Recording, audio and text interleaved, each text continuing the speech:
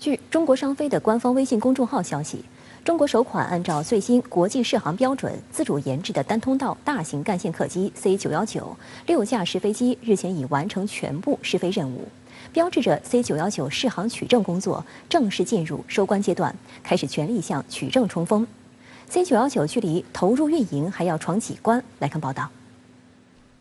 据北京日报报道，周一13时19分，一架执行验证飞行任务的 C919飞机降落在北京大兴机场35R 跑道上。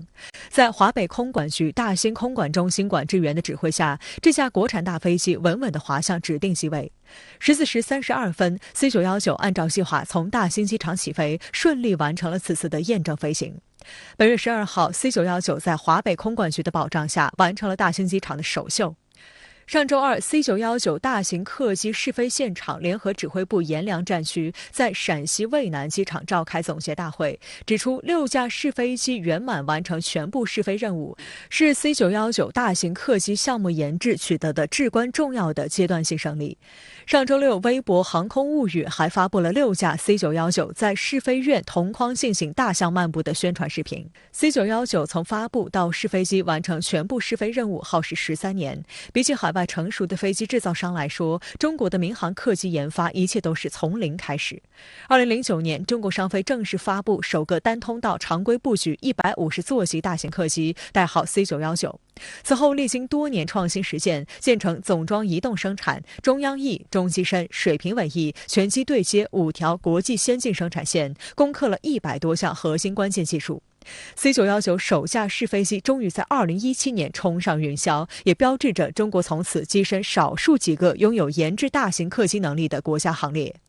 前后5年间，6架 C919试飞机分别在阎良、南昌、东营、锡林浩特、吐鲁番以及敦煌等地进行了试飞取证工作，全面开展失速、动力、性能、操稳、飞控、结冰、高温、高寒等数百个科目试飞。2020年开始 ，C919进行了为期2年的局方审定试飞阶段，试飞频率非常高。这也意味着 C919距离投入商业运行的目标已越来越近。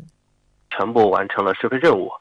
这也就标志着它的取证工作呢，基本上是完成了，表明了飞机的安全性、可靠性呢是完全符合要求的。这也就是呢，现在的 C919已经是具备了这种飞航线的能力了。接下来的进行大规模的生产，也就没有什么太大的问题。值得注意的是 ，C919所属的干线载体客机是民航客机市场中需求最大的机型。据商飞和波音的市场预测，未来20年，我国对类似 C919这类载体客机的需求量为每年平均300架左右。C919目前已与28家客户达成815架订单，其中东航去年就与商飞签署首批5架 C919购机合同，将成为全球首家运营国产大飞机的航空公司。根据初步安排，该5架 C919飞机引进后，将以上海为主要基地，加密上海至北京大兴、广州、深圳、成都、厦门、武汉、青岛等航线。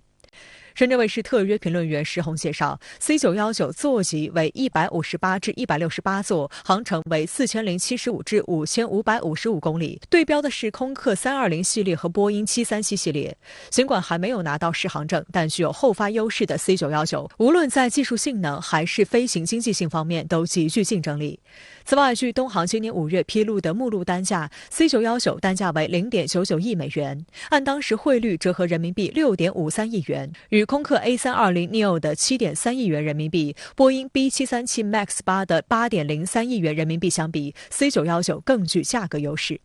但 C919想要在国际市场上打开局面，在获得中国适航证后，还需要通过欧洲航空安全局和美国航空管理局的审查，拿到由欧盟和美国颁发的适航证。石红认为，从目前欧美宣扬大国竞争、对中国高科技领域进行打压的态势来看 ，C919取得欧美适航证可能需要一段时间。取得欧盟和美国的适航证，它不仅仅是一个技术问题。尽管 C919呢是用了不少的国外的这些子系统还有设备，但是呢美国也好，欧盟也好，他们是不愿意看到一个强大的竞争对手出现的，可能会对中国进行一些这种设限。你比如说在取得适航证方面，它不是从技术方面去卡你，而是从时间上、流程上等等方面去拖。这个时间长短是取决于美国还有欧盟对中国现在这种的竞争态度的这种认识。不过，石洪同时指出，只要 C919量产后把国内市场做好做踏实了，一定能为国际市场以及取得欧美的适航证打下基础。我们在国内进行飞行的话 ，C919相应的技术性能呢，都可以得到很好的展现。时间长了以后，那别人都能看得到，你飞得好，飞得频次多，而且呢，安全性、可靠性都表现得非常优秀，再加上你的后勤维护等等的这些呢，表现出彩之后，那自然的接受的能力呢是越来越大的。在此期间呢 ，C919呢也会变得更加的完善，因为使用越多，反馈的越多，那么它所存在的一些不足也会不断的得到改进。那另外一方面呢，要加强了做欧盟还有美国方面的这种工作，不断可以让他们加深了对 C919的这种理解。相关话题来连线特约评论员吴卫。吴先生你好。中国商飞公司前不久官宣 C919 架试飞机完成全部试飞任务，取证工作进入收官阶段。取证工作都有哪些步骤？ C919的取证之路将如何走向呢？是的，程倩 ，C919客机确实迎来了重大任务节点。所谓取证，取的是由中国民航局下发的航空器适航证。领证之后的 C919才能正式在国内投入运营飞行。适航证的审定是一个全面而复杂的测试过程，它并非大家想象中的上天飞几个架次回来就毕业了。这个测试过程不仅包含了数百个试飞科目，还有飞机在地面上各种状态、各种使用场景下的模拟测试。它考验的是飞机的安全性、可靠性、可维护性、舒适性等等。也正由于检验科目的繁多，商飞一口气投入了6架试飞机，多科目齐头并进，尽量缩短考试周期。当然，这也是行业的标准动作了。前些天火爆朋友圈的 C919 6机大象漫步，多少有些重大节点合影留念的意思了。当然，拿下由中国民航局下发的适航证，只是 C919 漫漫征途的坚实第一步。放眼世界，下一步还有欧洲航空安全局 EASA 适航证，以及美国航空管理局 FAA 适航证有待争取。C919的国内取证工作进展顺利，传递的信号不仅仅在于我们造出了一型优秀的单通道干线客机，也在于我们的适航证审定是一个全面、专业、权威的机制。要想全面审视考生的综合实力，那么出卷人的水平就得足够高。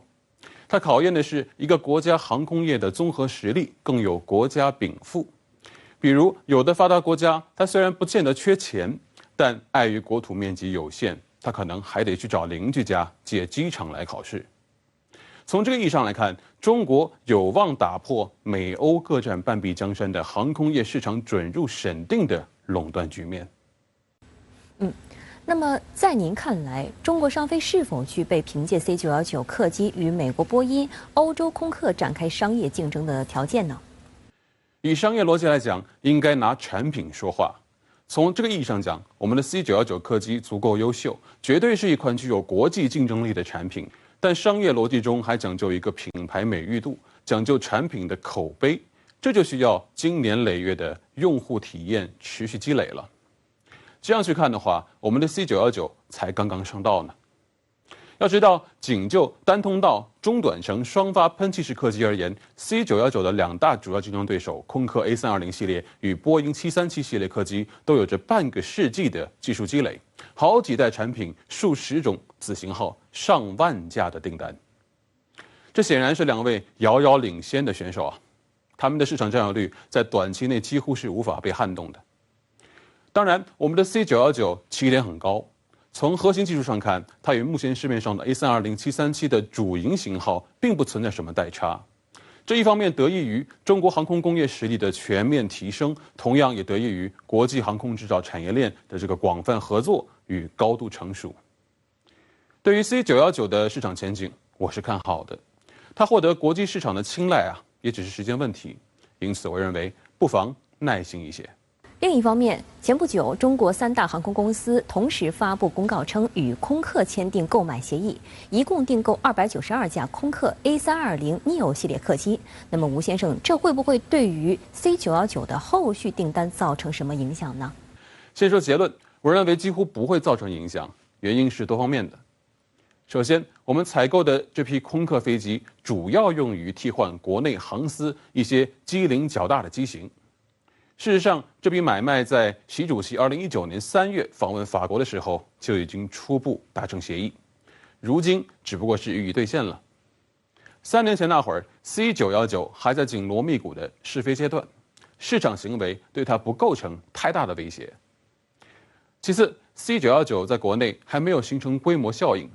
对于一些规模较大的航空公司而言，一般都会同时拥有波音客机与这个空客客机。